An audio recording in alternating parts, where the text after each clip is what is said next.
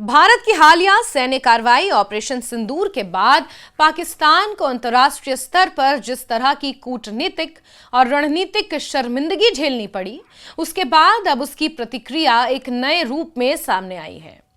खुफिया एजेंसियों के मुताबिक पाकिस्तान ने 5 फरवरी को मनाए जाने वाले तथा कथित कश्मीर सॉलिडेरिटी डे को इस बार सिर्फ एक औपचारिक दिवस के रूप में नहीं, बल्कि एक बड़े सुनियोजित और राज्य प्रायोजित दुष्प्रचार अभियान के रूप में इस्तेमाल किया। इस अभियान का मकसद था भारत विरोधी नैरेटिव को दोबारा मजबूत करना और कश्मीर मुद्दे को फिर से अंतर्राष्ट्रीय मंचों पर उछालना। सूत्रों के अनुसार मई में हुए ऑपरेशन सिंदूर ने पाकिस्तान की उस छवि को और उजागर कर दिया जिसे भारत लंबे समय से आतंकवाद की जननी कहता रहा है। इस ऑपरेशन के बाद पाकिस्तान के भीतर यह माना गया कि सैन्य और कूटनीतिक दोनों मोर्चों पर उसे गंभीर झटका लगा है। इसी पृष्ठभूमि में फरवरी 5 को मनाया गया कश्मीर सॉलिडेरिटी डे इस बात कहीं ज्यादा आक्रामक, संगठित और वैश्विक स्तर पर फैलाया गया पाकिस्तान द्वारा। सुरक्षा एजेंसियों द्वारा समीक्षा किए गए दस्तावेजों से पता चलता है कि इस बार का आयोजन केवल प्रतीकात्मक समर्थन तक सीमित नहीं था। पाकिस्तान की संघीय और प्रांतीय सरकारों, विदेशों में स्थित उनके दूतावासों, शैक्षणिक संस्थानों, धार्मिक संगठनों, सांस्कृतिक परिषदों, छात्र समूहों और मीडिया संस्थानों को एक साथ निर्देशित किया गया।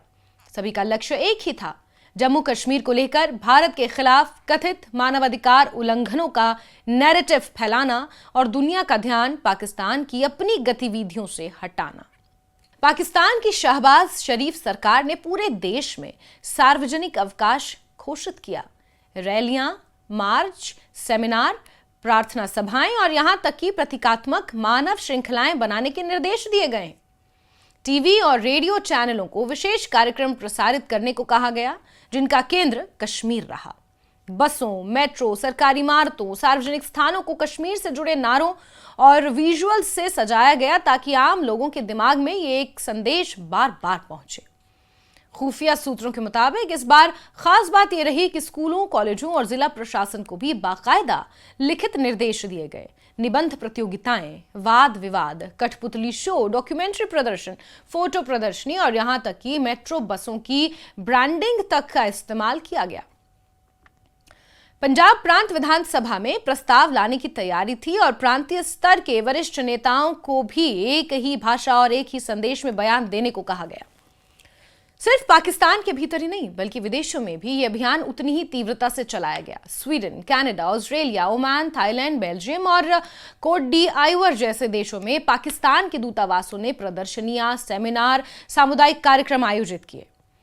इन सभी आयोजनों में जम्मू कश्मीर, जो कि भारत का अभिन्न अंग है, वहां कथित मानवाधिकार उल्लंघनों को केंद्र में रखा गया। सोशल मीडिया पर भी सभी दूतावासों और आधिकारिक अकाउंट से लगभग एक जैसे शब्द, हैशटैग और तस्वीरें पोस्ट की गईं, जिससे साफ संकेत मिलता है कि यह सब केंद्रीय स्तर पर योजनाबद्ध था पाकिस्तान द्वारा। इस अभियान में सांस्कृतिक पहलू को भी जोड़ा गया। कश्मीर वेट एंड सी नाम की एक चित्र प्रदर्शनी शुरू की गई, जिसे एक यूरोपीय फोटो जर्नलिस्ट ने तैयार किया था।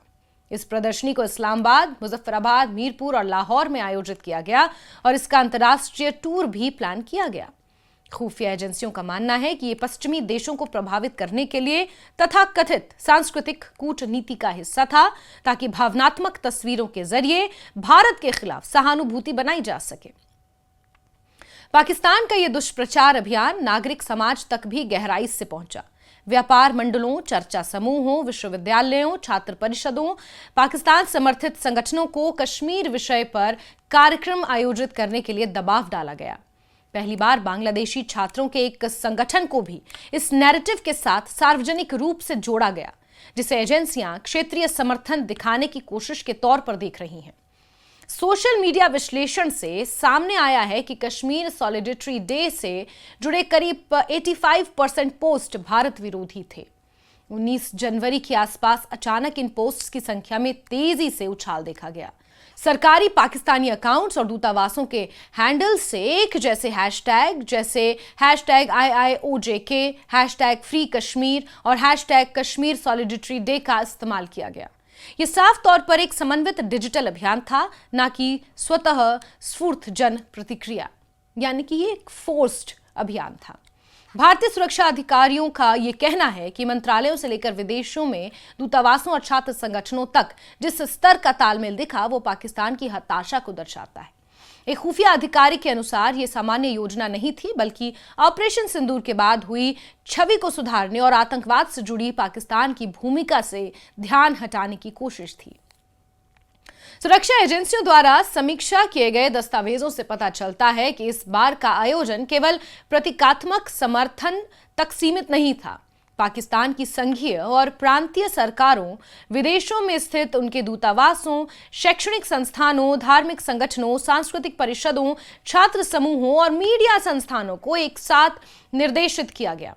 सभी का लक्ष्य एक ही था, जम्मू कश्मीर को लेकर भारत के खिलाफ कथित मानवाधिकार उल्लंघनों का नैरेटिव फैलाना और दुनिया का ध्यान पाकिस्तान की अपनी गतिविधियों से हटाना। पाकिस्तान की शहबाज शरीफ सरकार ने पूरे देश में सार्वजनिक अवकाश घोषित किया।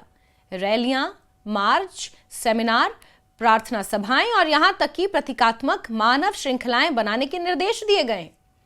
टीवी और रेडियो चैनलों को विशेष कार्यक्रम प्रसारित करने को कहा गया, जिनका केंद्र कश्मीर रहा। बसों, मेट्रो, सरकारी इमारतों, सार्वजनिक स्थानों को कश्मीर से जुड़े नारों और विजुअल्स से सजाया गया, ताकि आम लोगों के दिमाग में ये एक संदेश बार बार पहुंचे। खुफिया सूत्रों के मुताबिक इस बार खास बात यह रही कि स्कूलों, कॉलेजों और जिला प्रशासन को भी बाकायदा लिखित निर्देश दिए गए।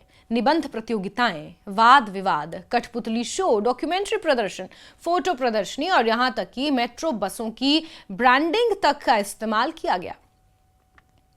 पंजाब प्रांत विधानसभा में प्रस्ताव लाने की तैयारी थी और प्रांतीय स्तर के वरिष्ठ नेताओं को भी एक ही भाषा और एक ही संदेश में बयान देने को कहा गया।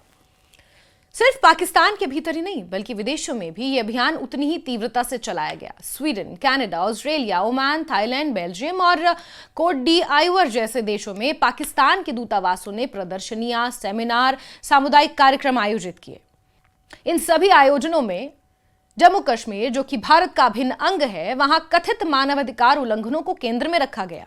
साथ ही ये प्रयास जम्मू कश्मीर में दोबारा अशांति फैलाने और आतंकवाद और अलगाववाद को हवा देने की दिशा में भी देखा जा रहा है। जैसे जैसे भारत अंतर्राष्ट्रीय मंचों पर सीमा पार आतंकवाद को लेकर पाकिस्तान को एक्सपोज करता आ रहा है, वैसे वैसे पाकिस्तान की रणनीति भी ज्यादा आक्रामक होती जा रही है।